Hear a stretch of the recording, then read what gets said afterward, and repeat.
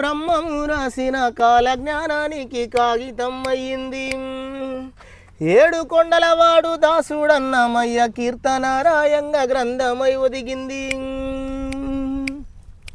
పోతులూరి వీర బ్రహ్మము రాసిన కాలజ్ఞానానికి కాగితం అయ్యింది. ఏడు కొండలవాడు దాసుడన్నమయ్య కీర్తనరాయంగా గ్రంథమై ఒదిగింది. దైవాలకే తాను సేవలందించింది, గా దైవాలకే తాను సేవలందించి పవిత్రమైన తాళపత్రమై నిలిచింది. ఎంత ఉన్నతమైనదిరా తాడి చెట్టు జన్మ, దాని గుణములో ఉన్నదిరా కన్న తల్లి ప్రేమ.